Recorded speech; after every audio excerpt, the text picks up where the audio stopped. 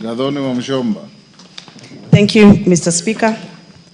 I rise to ask the Cabinet Secretary for Interior and National Administration to provide a report on the total number of female bodies recovered from Kware dam site in Embakasi, including an update on how many of the victims have been positively identified through forensic or DNA analysis. Clarify whether the investigations are still ongoing, considering that the main suspect escaped from police custody and the investigation into the case has somehow reportedly gone cold. State the specific steps undertaken by the Directorate of Criminal Investigation, the DCI, to progress the case, locate the suspect, or identify additional perpetrators. Clarify whether there are any new policies or protective interventions being implemented by the ministry to prevent future tragedies related to abductions and femicides, including steps taken to reassure affected communities. Thank you, Mr. Speaker.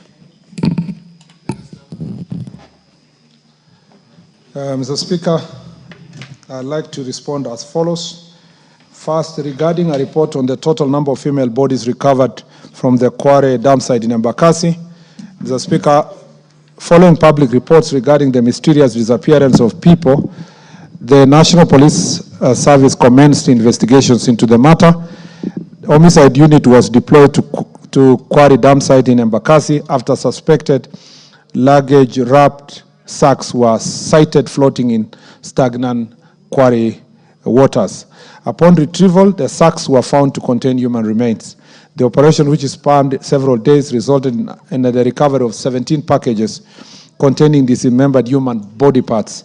Most of the recovered bodies were in an advanced stage of decomposition and were preserved at the city mortuary, where post-mortem examinations were conducted on the body parts.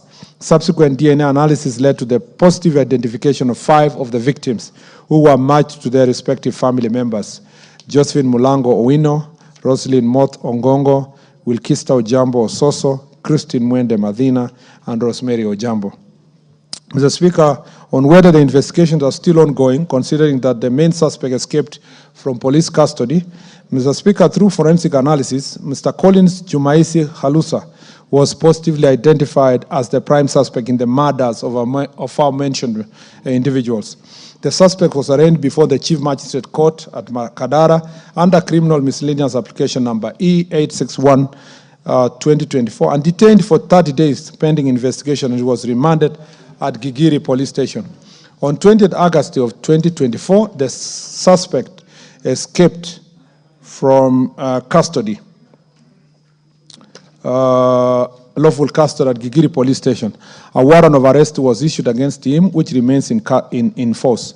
The Internal Affairs Unit launched an independent inquiry to establish the circumstances around the escape, and investigations are ongoing. Multi-agency operations are in progress to trace and apprehend the suspect so that he can be charged before the court of law.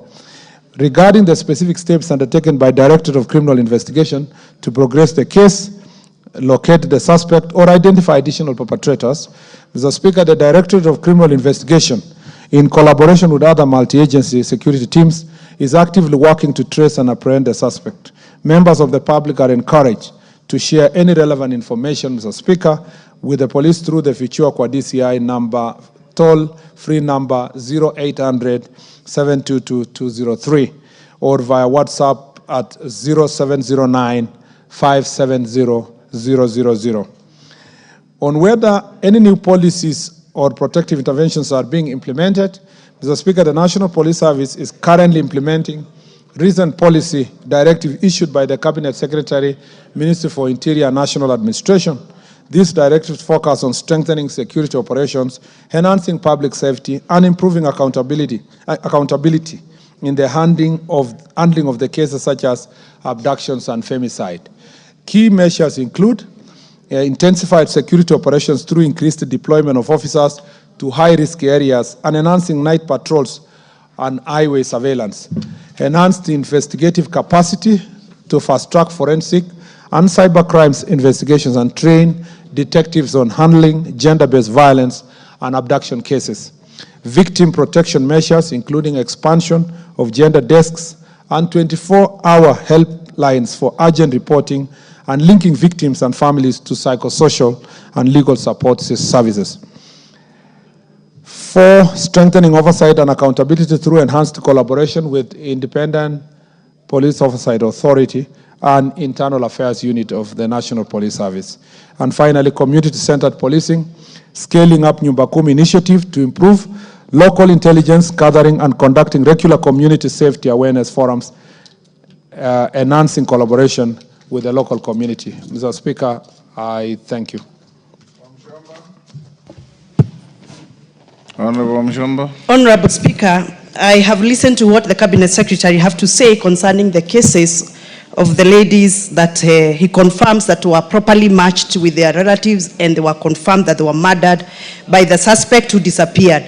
But Mr. Speaker, I refuse to sit in this house to listen to the Cabinet Secretary confirm that his ministry cannot be able to capture suspects who were previously under their arms and custody. I refuse to sit in this house, Mr. Speaker, to listen to that kind of an explanation. You are already sitting in this house. Yes, I'm refusing to listen to the answer he's giving. It is not right for the Cabinet Secretary to come to answer a question and tell us that the suspect disappeared and is not giving us hope. Which hope is he telling the people, the victims? What hope is he promising? Is he telling us that we are going to wait for the suspect to disappear forever? It has been 3 months since the suspect disappeared, Mr. Speaker. Those are families that are paining, grieving loved ones. We watch on television bodies being retrieved from Kware, this dam site, Mr. Speaker. The minister cannot come here and tell us that he wants members of public to help him identify suspect who was previously in their custody. As a woman leader, as a mother of girls, I refuse to take that kind of an answer from the Cabinet Secretary. Thank you. Yes, Lelmengit. Thank you, Honorable Speaker. And I would also want to thank the Honorable CS for articulating and giving answers and statements concerning our questions. My question is, Honorable Speaker, to the Honorable CS is, given that many who are demonstrating were youth voicing either their frustrations. Sorry? We are way past that. Oh, okay. Sorry, Honorable Speaker. Being a first timer, go ahead. Okay. Thank you, Honorable Speaker. When you joyride, you must be relevant to the question. But go ahead. Okay, thank you, Honorable Speaker. Let me rephrase my question again. Given that those who were demonstrating, Honorable Speaker, were mostly the youth who were voicing their frustrations and probably political frustrations, is the government open to structured dialogue with them so that we can avoid this menace in the future? Thank you, Honorable Speaker. Mama Nairobi. Thank you, Mr. Speaker, for giving me this opportunity. Mr. Speaker, I think the CS needs to understand the pain that we're having as women when we see the number... Hold on, Basaris. Take your seat. Honorable Wamuchomba, it is discourtesy to the House for you to ask a question being prosecuted now with supplementaries and then walk out. It is total discourtesy. Go back and take your seat.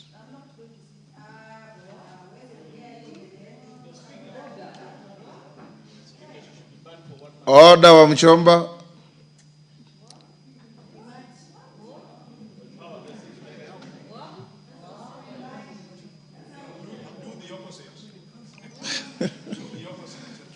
That question is dropped.